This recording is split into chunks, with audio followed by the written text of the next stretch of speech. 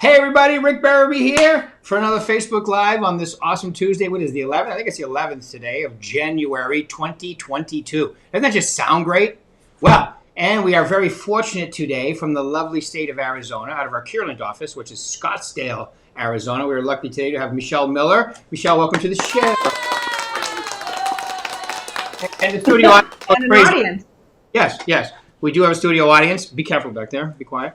And yes, they get a little crazy at times. But all right, Michelle, awesome to have you here today. Really appreciate you taking your time out for us and all these wonderful people. So tell us a little about yourself, how long you've been in the business, all that good stuff, please. All right. So I'm from Wisconsin originally. My earlier career was I started off in IT, if you can believe it. I actually have a master's in computer science. It's coming in handy. And then but I always loved decorating. I loved houses. But when I was growing up, they didn't have like CAD CAM and all that stuff. And I have attention deficit, so I knew I was never going to be able to do like a line drawing if I went into architecture with my attention deficit issues. So I ended up kind of going the business route and ended up sort of in the IT route, which I liked a lot and did that for a long time, project management stuff, which actually does come in handy with this job. And then our job is so technically based with so many apps and stuff. My ability to pick that up faster from my previous work history, it's kind of helped. So it all kind of comes a little full circle. And so I was really trying to go into technical sales when I kind of landed in selling houses. I didn't have any experience, and so I'm like, well, what could I sell? I'm like, well, I've always loved houses, so I'm like, I'll try and get my real estate license, and nobody puts any skin in the game. You're either sink or swim, and and I kind of swam pretty, from the get-go, and I was like, I like this. I like the flexibility. I'm not a person that's meant to sit in a cube for a long period of time. And when I did IT, that job, it was different every day, and I kind of like that with this job. Every day is different. You never know what's going to happen, and keeps you on your toes, makes you a little nervous. But overall, it's good. It's good, and you are the creator of your fortune. So if you want to work your tail off, you can do pretty well. But if you want to, go on vacation all the time, well, you can do that too. But I don't know how you'll pay for it. So. Yeah, so it's good. Yeah, and then I prior to moving to Arizona, so I've been in the business 10 years here in Arizona. But prior to that, I started toggling it I opened a decorating business. I used to help people decorate their houses all the time, and people were like, "You should have a business." And so I started doing that as on the side, helping people build houses and decorate their houses. And then a builder, when I was living in Illinois, asked me to start staging his houses for him and doing his finish work. And then his wife was the agent, and she was selling them and making way more money than me. And I'm like, well, this is ridiculous. So now I just bring those skills to like my listings now. So, and I think it helps drive the price point up. Staging, if people don't think staging matters, it totally matters. Mm-hmm. Yeah, especially in your price range. I mean, that skill that you have to decorate and stage a home and walk through and move, put that in the garage, and let's do this. Completely helpful, right? Because let's face it, you can only make a first impression once, and has a lot to do with what you're going to do, how you're going to sell the property. Yeah, I mean, for example, like I have a house that's going to close next week in a nice golf community here, and the home is definitely hasn't been updated in a while. And so we brought in some furniture, and sometimes people are reluctant to move their stuff out. But if you put in newer furniture, that house looks newer. I don't care how old it is, it definitely helps. And so we ended up bringing in some staged furniture because my client actually did move out, and then I staged other pieces. So she only had to pay for the big pieces, and then I have a lot of accessories, and I kind of did the rest of it. But that one, we had it listed, and it's going to sell for $240,000 over asking. So it made all the difference in the world, I think. Plus, I mean, it's a great house. I'm not taking away from the house, but it definitely helped it showcase and show better. Mm-hmm. Yeah, isn't it great with the? I mean, have you ever seen a market like this where people are property selling for that much over asking? Isn't that great? Yeah, you know, I have a love-hate relationship with the market because it's really stinks are near. And I had a lot of buyers last year, and we spent a lot of time looking, and you get beat out even though you're giving great offers. You know, you hate making those phone calls like, oh, we got beat out again. No, you know, and then finally, as the year progressed, I was able to place some of those people, you know, over the long haul. But it's not fun. And then even with that house, we had a bidding war, and you're disappointing somebody. So I don't, Yeah, that side of it I don't like. I mean, I'm happy for my clients that we're getting such a good price for their house, but on the flip side, it's not, it's not that fun either. So pros yeah. and cons. Especially the first part of last year, it wasn't great to be a buyer, but it's kind of, it's kind of gotten better the last 4 or 5 months, and maybe it's a good time to go through that whole list of people that didn't buy that were frustrated to get them to get back out because I think there's a little window of opportunity here. Right. And I have, yeah, and I just kind of stuck with it over the year. And like I said, I've been able to place. Some people have their plans have changed, and so they kind of fell off a little bit. Some people regret not pulling the trigger, and we're still looking. But I would say I had a dozen people I was looking for, and I've been able to place about 10 of the 12. So, Nice. yeah, but it just takes time, and when they're remote too, it's just a lot of legwork on my end because I try and go and preview things on their behalf after we've looked for a while. I know what they like, and then we'll FaceTime, and then sometimes they'll fly in, and sometimes they don't. Sometimes they just we know each other well enough that they'll pull the trigger. So Cool. Cool. And just give an idea, just so they have an idea of your production levels, like what, like last year for you and maybe your goal for this year, that type of yeah. thing. So last year my goal was 10 million. I did 12.2. I actually did 12.6, but one of them was a new construction, so it won't close till this year, so I can't credit that. This year my goal is 15, and I'm trying to work in now quarters. So I read the 12-week year. So I'm trying to incorporate that this year and ultimately, hopefully, produce or kill or knock off more goals by doing that. And so I'm trying to do 5 million in the first quarter. So I have a couple, I got a listing coming up this week. I got a closing that's next week. So I'm on track. I should have about half of that done by the end of January, or hopefully the end of January, beginning of February. Awesome. So coming out of the gate hot, ready to rock and roll. So that's great, right? Yeah. Congratulations. Got to keep up the momentum. So Yeah, right. Well, it's one of those businesses where, like I'm doing success series this week, and one of the lines I use all the time is you can't coast uphill, right? yeah, that's very true. You got to be pedaling. Even if it's a slight downgrade, a little upgrade, level, you got to always be pedaling and take advantage of the momentum. Because let's face it, you've been doing this a while, right? It's a lot easier to create momentum and keep it going than it is to stop and start, right? 100%, right. And I think for that is, and what you teach all the time is consistency. And so I'm always been consistent with keeping in contact with my clients. Like I'll tell them when we close, like, you're not done hearing from me. Like I keep in touch with them. I call them I send them stuff for their birthdays. I reach out at, other times of the year, just, hi, what's going on. If there is stuff that I know that they're interested in, I might, like one of my clients is a Georgia Bulldogs fan. So I reached out to him today and said, hey, congrats on the win last night. Just like little stuff. But That's good. yeah, it was, yeah. Georgia played.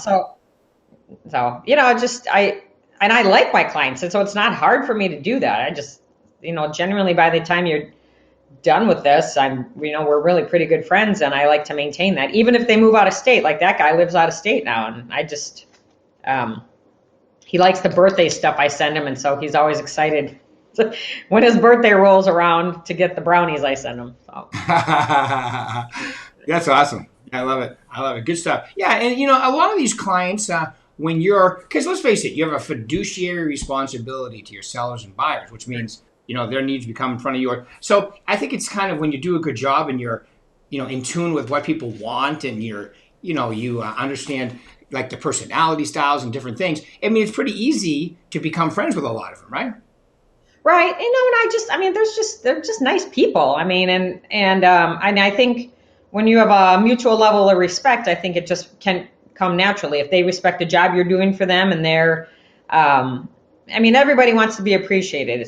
This is not an easy job. We deal with a lot of stuff, a lot more than people realize. And boy, I tell you, before I got into this, I didn't realize all the stuff that agents do. So, and so it's nice when they have nice, kind things to say and they write nice reviews and and along the way, they're just like, hey, thanks so much for doing this or making it easy on me.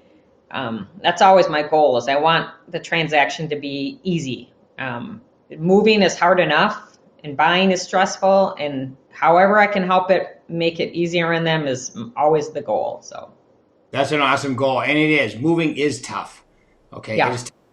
There's no such way to move. Right? People want to move, but all the thing changing everything and that it can be a pain in the butt. So if you make it as stress-free as possible for you, that's how you're gonna. First off, it's the golden rule, and number two, it really helps with your repeat and referral business too. Right. Well, and I moved last year, and so it really does make you have a lot of empathy or sympathy for your clients having gone through that. And then I realized like all the stuff I did wrong. So I did like a video series of what not to do when you move about all the stuff that I, basically didn't do right. And just to help people avoid that pain, if I can help somebody else that not do the mistakes I made because I hadn't done it in a decade, and you forget, if I can help them, then by all means, I'm all about trying to help teach and share your knowledge. All right, cool. So when you started, you mentioned Wisconsin and Illinois. So I'm just curious, Green Bay Packers or Chicago Bears? Packers. That's what I thought. Yeah. So, and the reason I said that is I think you guys have a really good chance of winning the Super Bowl this year. Green Bay looks good. Yep. I know. Well, Aaron Rodgers is amazing. Amazing. Yeah. Really. All right, cool. All right. So my favorite question to ask somebody like yourself, top producer, and really doing well in the business is, okay, so if you could give, whether somebody's brand new or whether somebody's trying to go to the next level, what would be the three most important things you would tell them to focus on to really do this right? There's no such thing as a dumb question. So if people, especially writing a contract, you can get, whenever I take that contract class, it's like, oh man, there's like a million ways to get sued. So, so I always just say, err on the side of caution. If you have any questions about how to write an addendum, how to write a contract, it's something about you're not sure how you should handle something that came up on an inspection period, lean on the agents in your office. Like I said, there's no dumb question. We were all new at one point, and I would rather, and for me, it was like, I don't care if I look stupid because my job is to protect these clients. And so, and put them in a good situation and not put me in a bad situation. So I'll always ask, and I still ask questions. I'll ask Charlie, if I'm writing something in an addendum and it's a little different. Like I said, we always run into weird situations, and at the end of the day, he's the end of the line. So if he's good with how it's written, then that's good. Then that has to go. But I will still ask. 10 years in the business, I still ask questions. So don't be afraid to ask questions. Plan to work really hard. If you are averse to working hard, then go get a different job. Because I've never worked so many hours in any job than I have done with this one. And be honest. And along that lines, communicate with your clients, good news or bad news, because there's nothing worse than people saying, you never told me that, or whatever. I mean, have the hard conversations, like, if they're making an offer and it's not competitive, just say that. Look, if this is the offer you want to make, that's great, but I really don't think we're going to be competitive here. So I just want you to know going in, if this is still what you want to do, that's fine. I'll present it, but I'm just telling you that based on our market, you're probably not going to get this house. So, Right. I mean, and Brutal then on. keep them informed. I always just try and keep them informed, like, because I have a information I give clients when we first take a listing. This is how the transaction is going to roll out when we, what we'll do beforehand once we get an offer. And people don't necessarily, I give it to them as a reference, but not everybody reads it. So I always just try and coach them as we're going along too. Hey, we got an offer. This is what's going to happen next. Their earnest money, we'll accept it. Their earnest money will get deposited, and so on. So good communication, like with every relationship, is always key, but it's really important just so people feel informed in this business, at least in my opinion.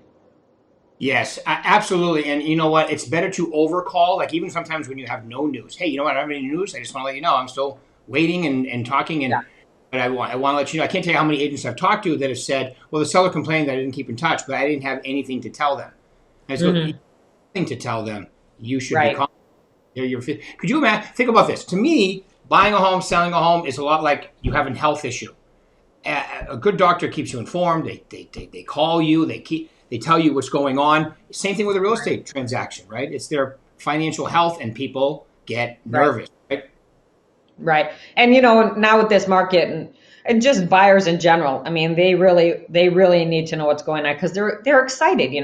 They're buying a house and they love the house, and so it's like, all right, well, I just try and always keep them informed of what's going on. I mean, on both sides, but buyers just are generally a little bit more anxious. Right. Yeah. And you want to keep that enthusiasm and energy. You want it to be a good, energetic, enthusiastic transaction for them. Right. Which it can be most of the time too. Right. Yeah, exactly. Yeah. So it's, it's good, but it's not an easy business. People think it's easy. A lot of people get their license and then they think they're just gonna make a ton of money and not have to work real hard. So if you can figure out how to do that, please tell me. Yeah. If you can, action equals results. If you can figure out how to get results without actions, I'd like to know, but we know it's not. Yeah, me too. People tell me, it's like people tell me I believe in the law of attraction. So do I. But the law of attraction is only half the equation. Action equals attraction, right? You got to have action for attraction. You just can't meditate business your way, although meditating is completely helpful. We got to take the action every day. And then, see, what you just said is absolutely correct, Michelle. This is a tough business. But when you get past the tough, like in other words, the initiation part is by far the most toughest. When you get into momentum, okay, it can become a really fun business. And I believe the massive fall through rate in real estate is because a lot of people never get to that momentum phase. Well, yeah, because it's hard. You gotta, I moved here and I didn't know anybody. So I likened it, I kept saying, I feel like I'm climbing a hill of sand. I get a little momentum, then you slide back down, then you get going a little bit.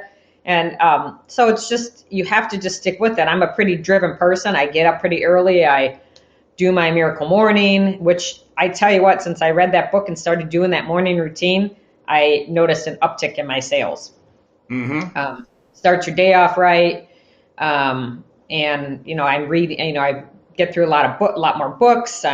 You spend time meditating, you get organized, and I just think it sets your whole momentum for your day off right and then I work out too.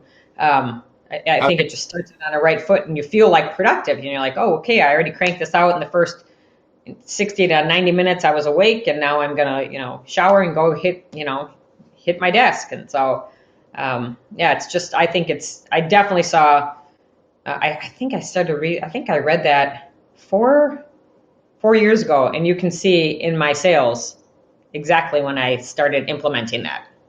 Getting up early, out reading good stuff. So you start off something good for your pet, good for your physicality, and then the rest of the day seems to go a lot smoother, doesn't it? Yeah, the good solid morning routine. It's just about Mark had done a video on that about just having a good solid morning routine, and I think it helps you get your mind. A lot of it's just mindset, and you have to have the right mindset. And I think when you have a set routine and you knock off certain things like working out, getting your day organized, reading a little bit, you're filling your mind with knowledge, it just all kind of manifests itself into the next part of your day. At least for me, it does, Yeah, I agree 100%. That morning routine is critical Yeah. to having an incredible day, right? And then Right. for me, it's making my contacts with my, with my sellers and buyers and so forth, prospecting, doing some form of proactive activity. Then the Right. rest of it is a breeze. If you're doing the proactive parts, the rest of it Right. happens. In And I'm not gonna candy coat. I mean, there's days I don't love getting up at 4:45 in the morning. Right? But but you just get, I have a saying, or I watch Mel Robbins. She's pretty funny, and she's got a saying that says, "Do it anyway." And you lay in there, you're like, oh, I don't know if I want to get up. And then I see the sign in my room that says, "Do it anyway." I'm like, okay, get up. Let's just get up and do it. And then you wake up. Eventually it just takes a few minutes, but you get going. Yep, I love it. I love it. Well, Michelle, I just want to say thank you very much for taking your time. Having me. Really appreciate it. It was completely insightful. Keep rocking it. You know my saying for 2022, right? I don't. Oh, it's what's possible for you when you follow through in 2022. Oh, gotta jot that one down. That's pretty good. There's a nugget. No, Thank you. You know exactly what I'm talking about because it's very obvious. I mean, it's very obvious you work out. You're extremely professional. You have the right mindset and you're continuing to grow by reading new stuff. I mean, it's so important in this business because, you never get there. And I love the fact that you never get there, right? Life is a presentation and real estate is an exact example of how productive that can be if you treat like a presentation every single day. Yeah, exactly. And I think into the mindset books and stuff are helpful. Like I get a lot out of that. And so I think feeding your mind with some of that stuff just really helps, kind of help with that whole momentum thing that we were talking about. Yep. There's no coasting uphill. You're either going in the right direction or you're fading back. Like you said, the sand, the sip. Wow. Can I speak? Yes, I can. Hill made sand. But that's the way it is. You go up a little bit, you come back. You go up, you come back. You go up. Just like the stock market, just like their interest rate. Just like life is all about that. The question is, can you handle the stress, right? Well, and that's true. Yeah, it is stressful. I've had shingles many times the last 10 years. It is. Yeah, it can be stressful. I bet to get better at that. Trying to handle stress. I bet the working out and the eating right and doing that has been completely helpful for that situation for sure. Yeah, it definitely helps. And what else it helped me with is when I got COVID, it helped me get over COVID a lot faster than some other people too. So that's true. Being healthy. Yeah, exactly. What a crazy couple of years, right? Real estate market's been great, but the distractions and the possible health situations have been crazy.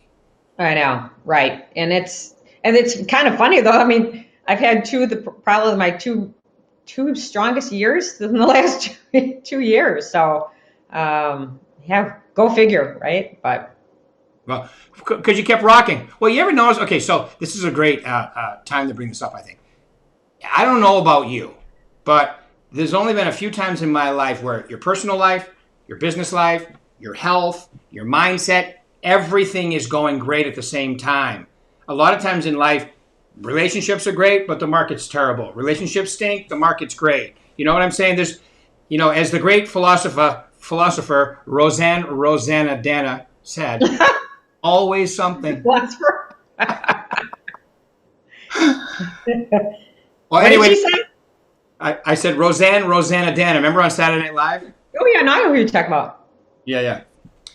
All right. Well, listen. Thank you very much for taking your time out today. I really appreciate you. You're the best. Talk to you. Everybody else, see you Thursday. Thanks, Michelle.